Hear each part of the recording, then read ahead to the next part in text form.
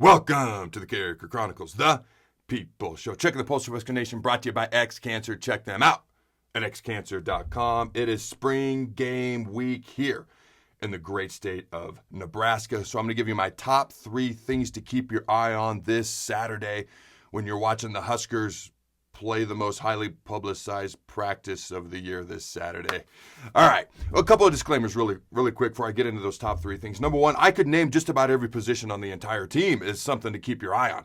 Quarterback, running back, goal line, wide receiver. We got a ton of guys to replace on the D-line. We got a ton of guys to replace in the secondary. I could maybe say linebacker and tight end, and they still got to earn their starting positions. That'll never change in my mind. But Travis Vokolek at tight end and then the linebacker position are probably the only 2 spots where I'm like, I feel like I have a pretty good idea of what's going to happen. Even then, who's going to supply the pass rush for the defense this year? Another thing to keep in mind, but I'm going to try to narrow it down to 3 things for you fine folks at home.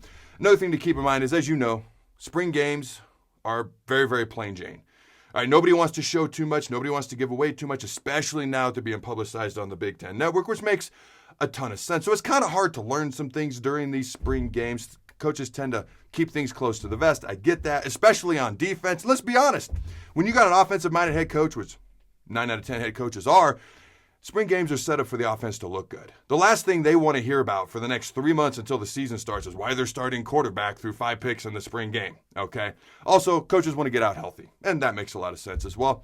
I do know that the coaches at this time are considering, I don't know if this final decision has been made just yet at the time I'm recording this video, but they're considering, instead of like an offense and defense on a red team versus an offense and a defense on a white team, they're considering all offense on one team versus all defense on another team, and a certain scoring system that's set up. This has been done in the past. Mike Riley did it, as well as Bo Pelini. Personally, okay, and keep in mind, I'm old school, blue collar, in your face, smash mouth. I get it. Guys might get dinged up, but I'd go 1 offense versus the 1 defense. 2 offense versus 2 defense. That's just how I would roll. I do know guys might get dinged up, but this I don't know, it's just tackle football. But that's just me. As long as we're not doing 2-hand touch, I guess I'll be happy. But here are my top 3 keys, or top 3 things to watch for this Saturday. First, the most anticipated thing probably is Mark Whipple's offense. What is it going to look like? We've heard about the downhill running of the running backs. We've heard about the offensive linemen exploding out of their stances like they're going to run a 40-yard dash. In other words, they're being more powerful, more power blocking. Okay. Combination of Whipple's offense, his normal offense, and Scott Frost's spread offense. How exactly is that going to work? What's it going to look like? I do expect more of Whipple's normal offense than anything else. And how quickly are guys catching on? Okay, how quickly are they catching on to the offense? Is there a ton of penalties? Is there sloppy play? You are going to keep it very basic and vanilla, so it should be pretty crisp and clean. Number 2, the quarterbacks. I know I'm shocking you with that one. Your jaw hit the floor. The quarterbacks, we need to watch the quarterbacks. Yeah, you got to watch the pretty boys. I used to be a quarterback. I will make that joke to the end of time, whether it's funny or not. Casey Thompson. He's the guy that's getting all the headlines right now. He's the projected starter at this point in time. Based on everything I'm hearing, it's all good things. So, Casey Thompson, how's he look?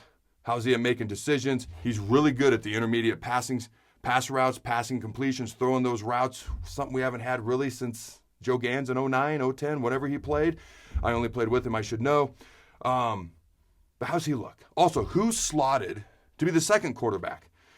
Also, Logan Smothers, Heinrich Harburg, ever since Chubba Purdy and Casey Thompson got here, those guys have been here the longest. They kind of have taken a back seat. So how do they look? Where are they slotted? How are they doing? How quickly are these quarterbacks making their reads and decisions? Adrian Martinez did a ton of great things here at Nebraska.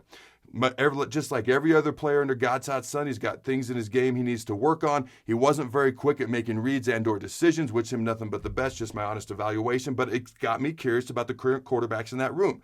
How quickly are they making their reads and making their decisions? All right, number 3, and yes, it is hard to learn things about the defense, but I am going to quickly address the defense because every defense we ever ran in every spring game, it drove me nuts as a player, very plain Jane. We didn't blitz a lot. In fact, one spring game, we only blitzed 1 quarterback. We didn't blitz anyone else. It was Joe Daly. If anybody remembers all that drama, the Billy C stuff and stuff like that, makes you chuckle now. If you don't remember it, don't worry. You didn't miss out on all the drama. But what you can find out is one-on-ones. Who can win the one-on-one battles? What DBs can cover a receiver one-on-one? What outside linebacker, defensive end can win a one-on-one pass rush because you're not going to blitz a ton? Who can win the one-on-one pass rush battle versus the offensive line? Who's going to win those one-on-ones? Who can help us out defensively? I'll give you a bonus. Special teams. I'm going to keep my eye on special teams. And if you're asking yourself why, have you watched our team play the past couple of years? I do expect them to be better. I'm curious to see how special teams look on Saturday. Until next time, Husker Nation, go big red, and always remember, to the bone. This show is brought to you by X-Cancer. Join the fight at xcancerstore.com and support your loved ones, your neighbors, and cancer fighters all over the world and help them gain access to revolutionary treatments. xcancerstore.com has a wide variety of t-shirts and merchandise supporting a wide variety of cancer battles so you can show off the colors that matter. Proceeds from each purchase not only help those at home, but also cancer fighters in Tanzania, Africa. Check them out at xcancerstore.com.